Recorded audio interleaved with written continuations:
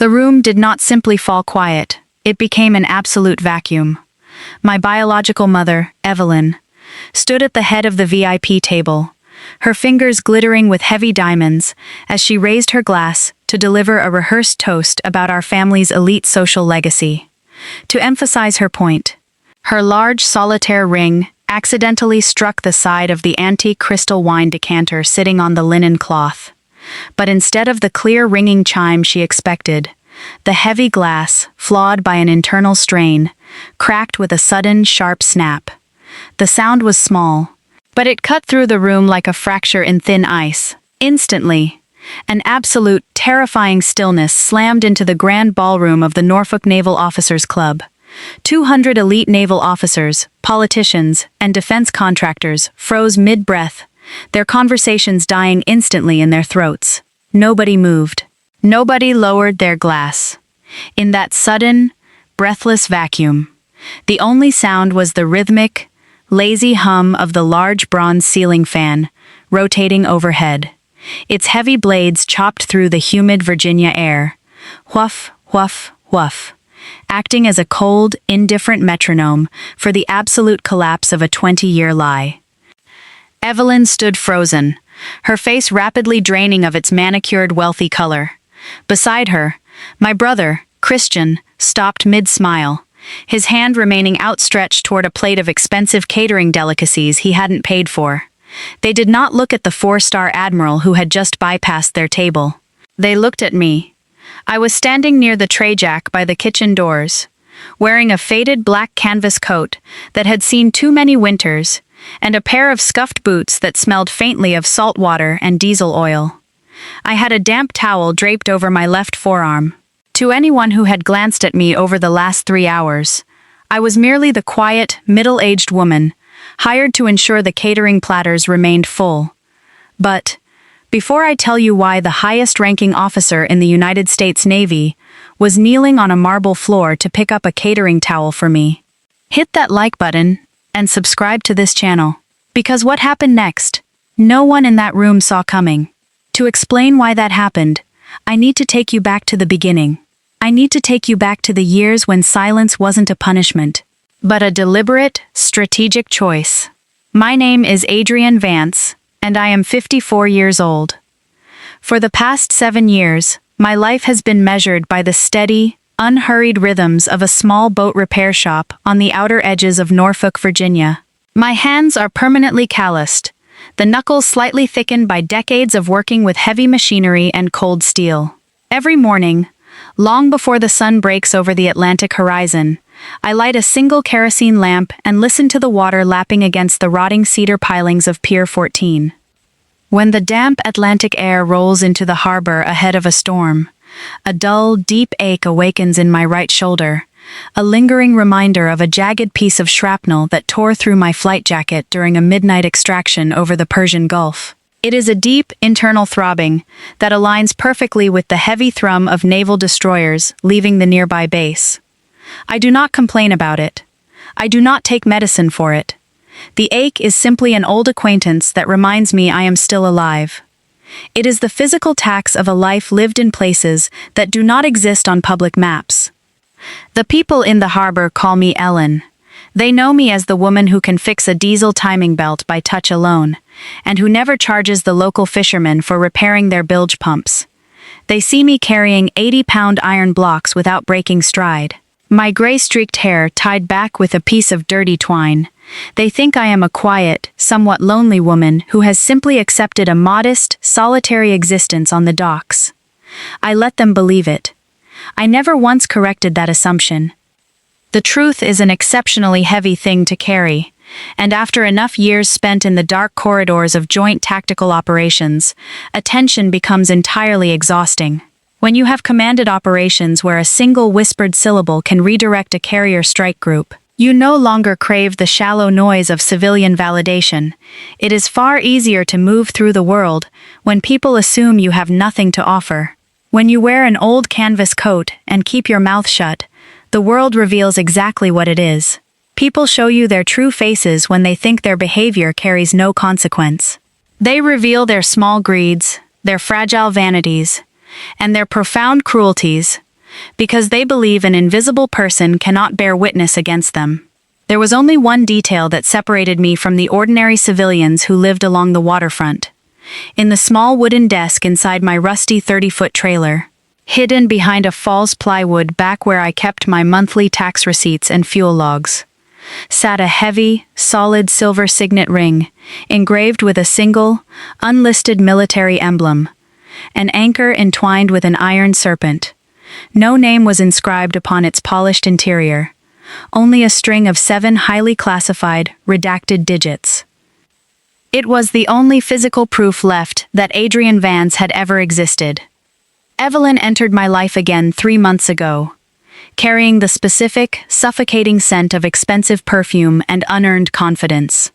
Our father had been a legendary naval master chief, a man whose shadow loomed so large over our childhood that Christian spent his entire youth performing strength he did not possess. Father was a man of concrete and iron. He valued results and held a deep, unyielding contempt for anyone who relied on words rather than action. When father passed away from a prolonged illness, Evelyn ensured that the grand family estate in Northbridge and the remaining maritime logistics business went entirely to herself and her golden son, Christian. She assumed that I, the quiet daughter who had quietly enlisted in the Navy without family fanfare or a request for a trust fund, would simply find a civilian husband and disappear from the ledger. Christian had spent his brief military career behind a secure, air-conditioned desk in the logistics sector at Fort Meade, safe from the dirt, the blood, and the terrifying weight of actual operational command.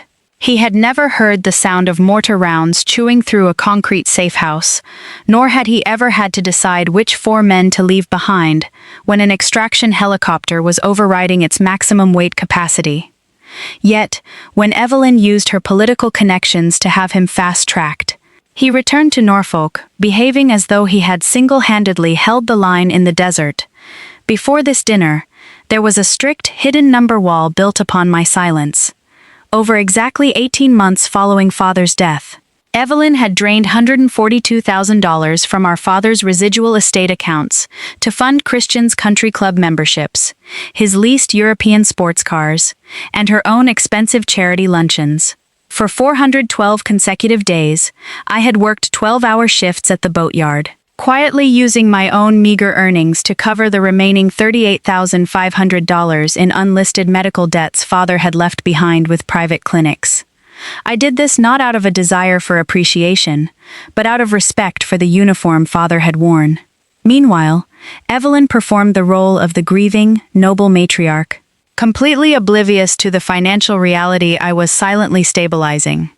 The first major incident occurred on a Tuesday, when Evelyn and Christian came down to the boatyard to inspect a vintage mahogany runabout our father had left behind.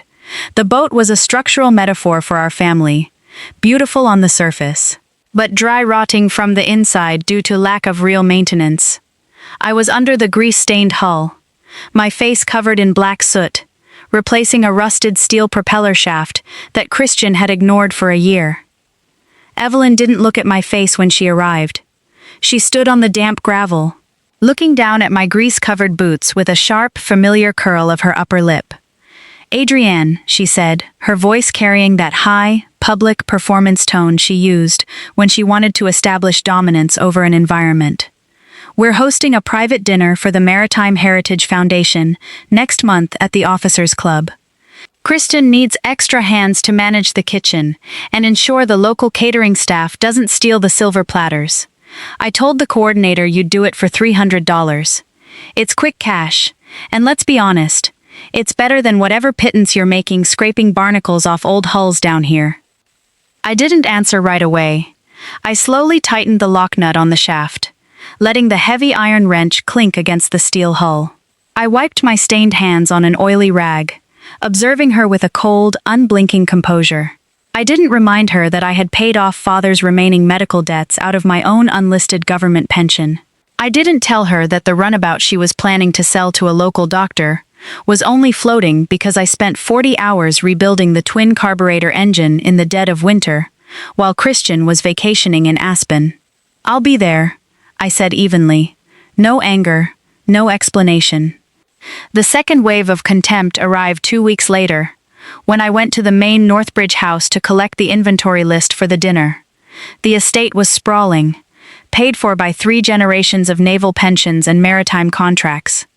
Evelyn was in the sunroom, drinking tea with 3 women from the local country club committee. When I entered through the side door, wearing my work clothes, my own mother didn't introduce me to her guests. She didn't even acknowledge my name. She simply pointed her manicured finger toward a heavy stack of tarnished silver platters, sitting on the hardwood floor near the service entrance. "Take those down to the basement and polish them, Adrienne," she said, her voice dripping with that specific, sharp jealousy disguised as practical family concern. "And please, wear something decent and long-sleeved when you come through the back door next week." Christian's former superior officers and several high-ranking dignitaries will be present. We can't have the service staff looking like they crawled out of a marine salvage yard, can we? It ruins the family aesthetic. I picked up the heavy silver stack without a word. As I carried them down the narrow wooden stairs, I noticed that underneath the deep tarnish on the largest tray, a structural metaphor for our family, I recognized the faint, etched insignia of the Atlantic Fleet Command, a commendation our father had received for a harbor defense operation 40 years ago. It was real silver, heavy, and cold. Upstairs, on the main living room mantelpiece, Evelyn had moved Christian's cheap, plastic Navy golf tournament trophies into the center position, pushing father's actual combat service medals into a dark, dusty cardboard box behind the basement water heater. I sat on a wooden stool in that damp basement for 4 hours, polishing their silver in absolute silence. This was my breathing scene. A moment where the plot did not move forward, but the reality of our lives became perfectly clear. Through the small, high basement window, I could see the polished shoes of local politicians and maritime executives walking across the manicured lawn. Above me, the floorboards creaked as Evelyn proudly described a maritime intercept operation in the Red Sea during the late 90s, attributing the logistical mastery entirely to Christian's file. She spoke as if her golden boy had been the brilliant tactician on the bridge directing the boarding teams, rather than the nervous junior supply officer who had remained 3 decks down, signing off on fuel vouchers and inventory manifests. Every detail they possessed was a thin layer of gold leaf over rotten wood. They believed that because I did not argue, I did not see.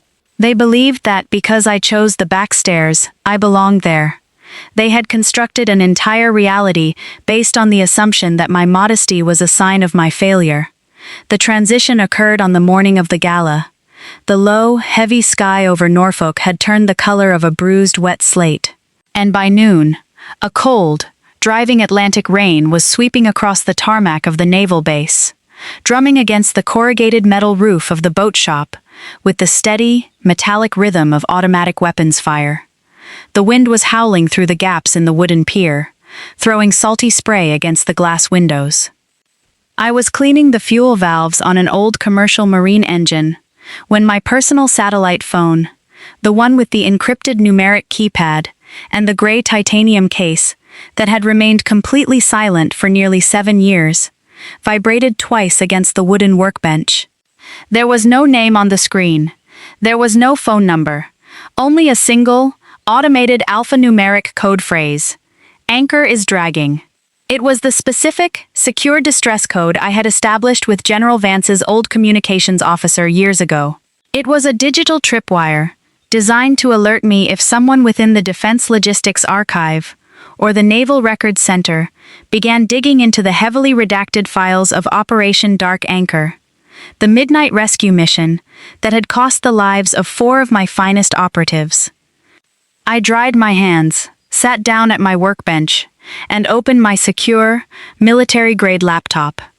I logged into the Legislative Oversight portal, using a set of 28-character authentication keys that had never been revoked by the Pentagon, simply because the men who issued them were either dead or bound by lifetime non-disclosure agreements that kept the entire division off the official books.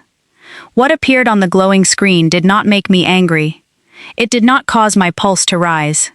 It simply made me entirely cold. Evelyn had utilized her late father's old political connections to access the administrative portal.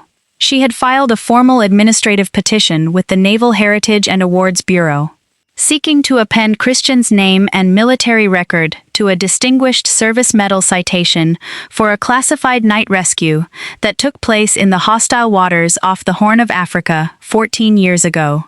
Christian had approved the request using his inactive administrative credentials, altering the digital cargo manifests of that night to insert his name onto the crew roster of the primary transport helicopter, the one that had flown through a wall of heavy machine gun fire to carry the blood-soaked survivors out of the sector. They had taken the highly classified operational logs of the Black Ops unit, known only as Falcon, and attributed their tactical coordination to Christian's secure desk at Fort Meade.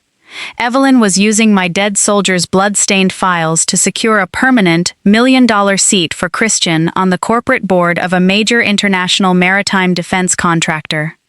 At that moment, 40 years of military training took over my body before my conscious mind could even process the emotional weight of the betrayal. It wasn't anger. It wasn't a primitive desire to hurt my family. It was the precise, automatic calculation of a tactical commander identifying a major security breach along the defensive perimeter. They hadn't just stolen credit for a medal. They had unsealed an operational ledger that contained the real names and biometric markers of the surviving operatives who were still deployed in non-permissive environments across 3 continents. Evelyn's blind ambition for her son was about to compromise real, living operators for the sake of a corporate title. I reached down to the lower corner of my desk, pulled out the false back of the drawer, and removed the heavy silver signet ring. I didn't put it on my finger. I slipped it quietly into the small coin pocket of my jeans. I stood up and looked at my reflection in the rain-streaked window of the shop. The cold Atlantic rain was blurring the lights of the naval base across the channel, making them look like distant green flares. The woman looking back at me was graying at the temples, her face lined by weather, oil, and time. But her eyes were perfectly clear, devoid of hesitation. I let them believe it for long enough. I murmured to the cold, empty room. At 2 p.m., while the rain continued to lash against the old brick streets of downtown Norfolk, I walked into the law offices of Miller and Vance, located 3 blocks from the federal courthouse. The office was quiet, smelling of beeswax and ancient leather-bound legal transcripts. Arthur Miller was 72 years old, a retired Navy JAG colonel who had spent 40 years defending the names and legacies of military personnel who technically didn't exist. He was a man who owned the understanding that the true history of the nation was written in redacted footnotes, not textbooks. He didn't look up from his legal briefs when the heavy front door opened. He simply listened to the heavy, rhythmic sound of my work boots pressing against his expensive oriental rug. "The office is officially closed for the storm, ma'am," his young clerk said, rising from the front desk with a polite but firm wave of his hand. I didn't stop walking. "Tell him Hades is in the foyer," I said flatly, my voice cutting through the quiet office. The clerk blinked, entirely confused by the absolute lack of a standard civilian rank or title. But before he could utter a word of protest, the heavy oak door to the inner office swung open on its bronze hinges. Arthur Miller stood in the doorway, his spectacles sliding slightly down his nose, his gray eyes widening as they locked onto my face. He didn't smile. He didn't offer a warm, theatrical handshake. He simply stood aside, his hand gripping the brass doorknob, and held the entrance wide. "Adrienne," he said, his voice dropping an octave into that steady, professional register used in military tribunals. "I thought you were buried in a small town in South Carolina." "Norfolk," I said, stepping past him and sitting down in the low leather chair opposite his heavy mahogany desk. "Evelyn and Christian are currently unsealing the dark anchor manifests for his corporate vetting panel." Arthur went entirely still, his hand remaining on the edge of the doorframe for 3 seconds before he closed it. He walked slowly to his desk, reached into his lower steel drawer, and pulled out a thick, legal-sized manila envelope, sealed with heavy red wax, and embossed with an official Department of Defense Legislative Archive stamp. I've had this vault file ready for 11 months, Adrienne, Arthur said quietly, placing his palms flat against the dark wood. The moment your brother officially submits those altered logs to the Senate Defense Review Committee tomorrow morning, this document triggers an automatic, unstoppably independent federal investigation for record falsification under Title 10. It carries a mandatory federal prison sentence. But Evelyn is hosting the Chief of Naval Operations tonight at the Officers Club. Admiral Marcus Sterling is the person who is scheduled to sign off on Christian's board recommendation tonight at 9 o'clock. I know, I said. Are you going to present these forensic files to the Admiral yourself? Arthur asked, leaning across the desk, his eyes searching my face. Because if you walk into that ballroom with a stack of audit papers, Evelyn will use her family connections to stall the inquiry for 3 years before it ever reaches a judge. No, I replied, standing up and sliding the heavy, wax-sealed federal document into the deep internal pocket of my canvas coat. I'm not presenting anything to anyone, Arthur. I'm just going to finish my shift in the kitchen. Arthur looked at me for a long, silent moment, his old military bearing returning as he straightened his shoulders. He nodded once, a slow, profound gesture of absolute respect from an officer who knew that the deadliest weapons never made any sound. God help them, Arthur muttered, his voice barely audible above the rain drumming on the glass. They truly have no idea who has been cleaning their silver all this time. The main dining hall of the Norfolk Naval Officers Club was a brilliant, blinding sea of pristine white dress uniforms, gleaming gold aiguillettes, and the high, artificial chatter of the region's military and corporate elite. Crystal chandeliers hung from the high cedar rafters, reflecting off the polished marble floors. At exactly 8:15 p.m., Wave 3 of Evelyn's public contempt arrived with perfect, predictable structural timing. The main course had just been cleared by the catering staff, and Evelyn was standing at the head VIP table, waiting anxiously for Admiral Marcus Sterling to arrive from his late-night security briefing at the fleet headquarters. I walked out of the double-swing doors of the kitchen, carrying a fresh crystal pitcher of ice water. I had removed my old black canvas coat, leaving me in a plain, short-sleeved gray cotton shirt that clearly revealed the faint, jagged white shrapnel scar running down the entire length of my right arm. Evelyn saw me from 15 yards away, her brow furrowed with immediate, sharp annoyance as she noticed me approaching the head table. He took 4 quick, aggressive steps forward, completely blocking my path to the water glasses, her voice lowering into a harsh, venomous whisper that carried with absolute clarity to the 3 naval commanders sitting within arm's reach. "What are you doing out here looking like that, Adrienne?" she hissed, her teeth clenched as she pointed her finger toward my scarred arm and scuffed work boots. "I told the coordinator explicitly to keep you in the back washing the platters. You look like an absolute vagrant out here. Get back into the kitchen immediately, before someone realizes you're actually related to this family name. You have absolutely nothing to offer this room, and you're ruining your brother's night." In that exact, overlapping breath, before I could even lower the pitcher, the double heavy oak doors at the back of the ballroom swung open on their brass tracks.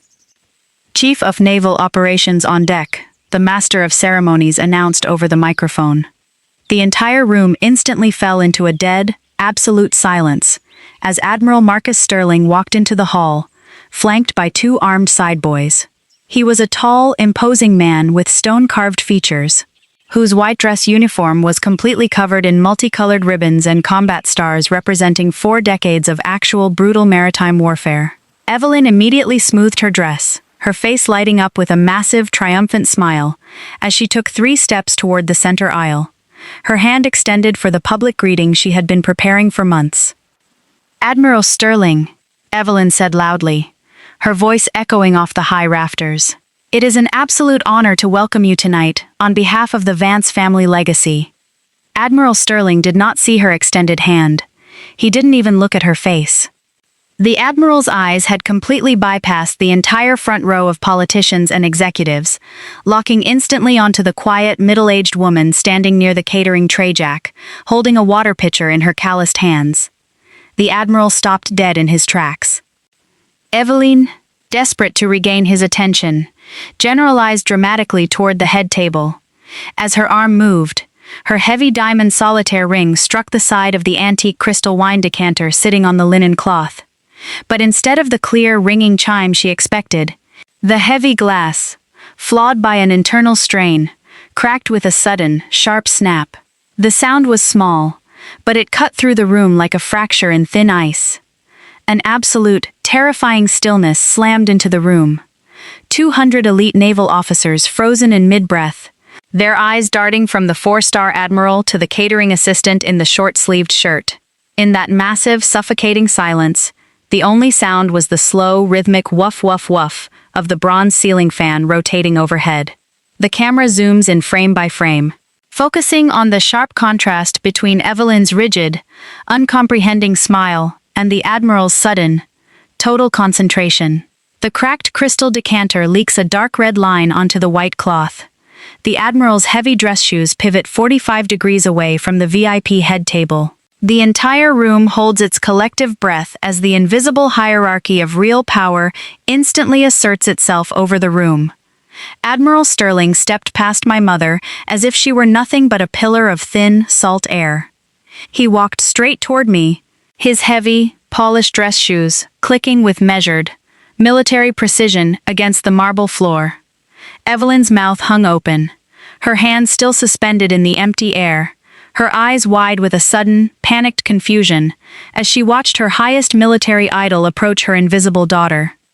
The admiral stopped exactly 2 paces from me. He looked at my weathered face, his gaze dropping briefly to the heavy iron serpent signet ring that I had just placed quietly onto the white linen tablecloth beside the water pitcher. The admiral did not give a speech. He did not offer an explanation to the stunned crowd.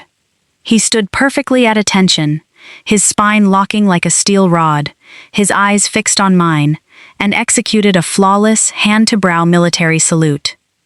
"Colonel," the admiral said, his voice carrying the deep, unyielding weight of absolute structural authority. I did not salute back. I kept my hands folded quietly in front of me, looking at him with the cold, steady composition of a chess player who had already recorded the final checkmate move 11 months ago. "Hades," the admiral whispered, using the 2-word mythological call sign that didn't exist in any public directory, but made every commander in the front row instantly turn pale as they realized who was actually standing by the kitchen doors. Christian's wine glass slipped from his fingers, shattering against the edge of the mahogany table. The private office behind the dining hall smelled of old leather, stale tobacco, and the damp rain leaking through the window frames. Evelyn stood near the heavy oak desk, her fingers trembling as she looked at the sealed manila folder Arthur Miller had delivered to the admiral 10 minutes prior. Christian sat in the corner velvet chair, his face a mottled, desperate red, his uniform coat completely unbuttoned at the collar, his public narrative completely dismantled in less than 60 seconds. "Adrienne," Evelyn stammered, her voice thin, frantic, and entirely stripped of its former dominant volume. "You don't understand. The family legacy, the corporate position was meant to secure the Vance name for Christian. A mother has to look out for her son. Your father would have wanted us to protect the family asset." I stood near the heavy door, my black canvas coat turned back over my arm, my expression entirely devoid of triumph, anger, or malice. "You took the names of 14 men who died in the Gulf and put them on your son's corporate resume to buy social status."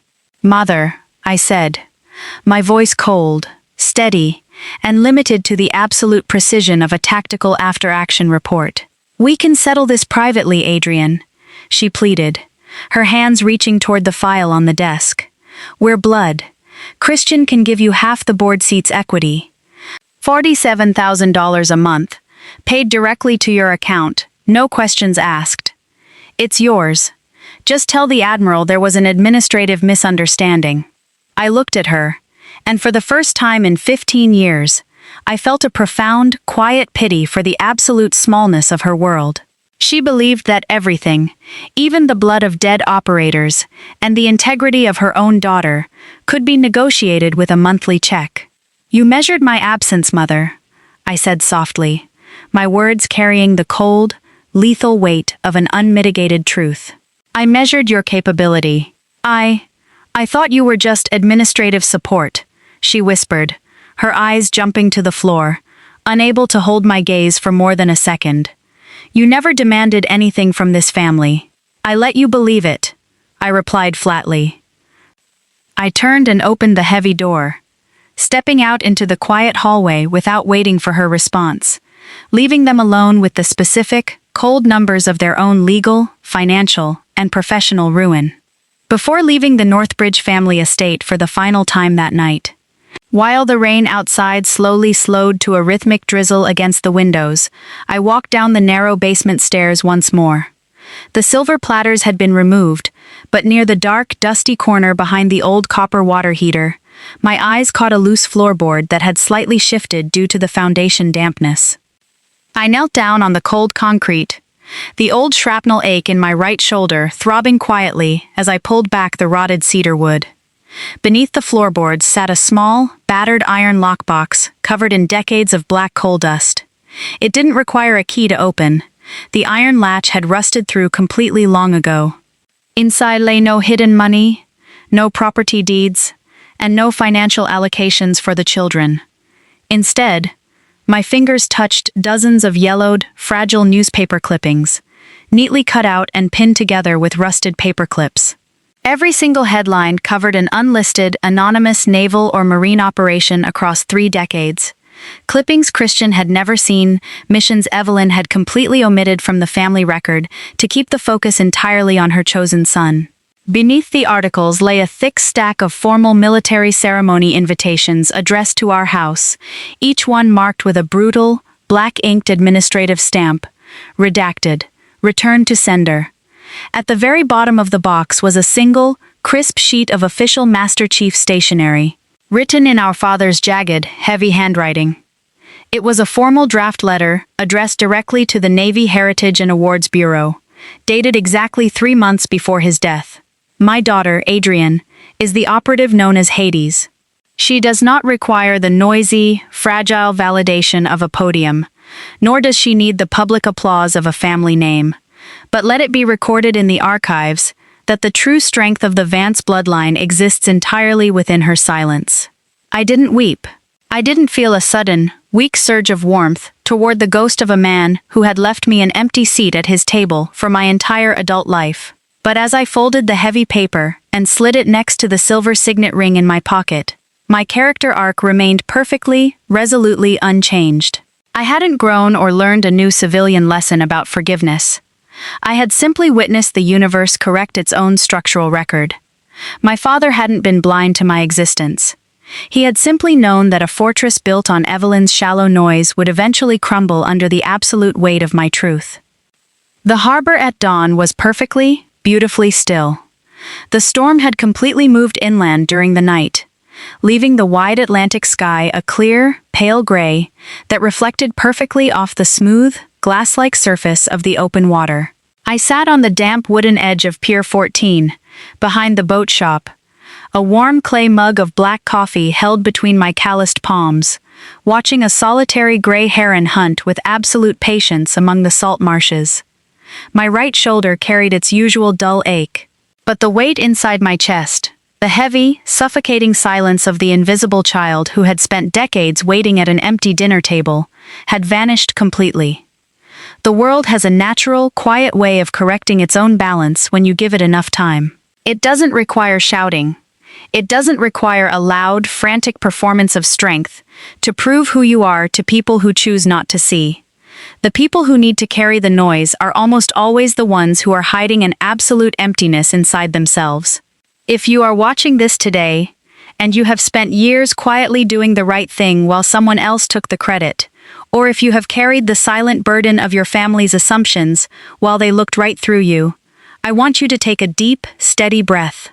Your worth is not determined by the names on their guest lists, the luxury of their cars, or the cheap plastic trophies they place on their mantles. True power doesn't need a microphone, and it never needs an apology.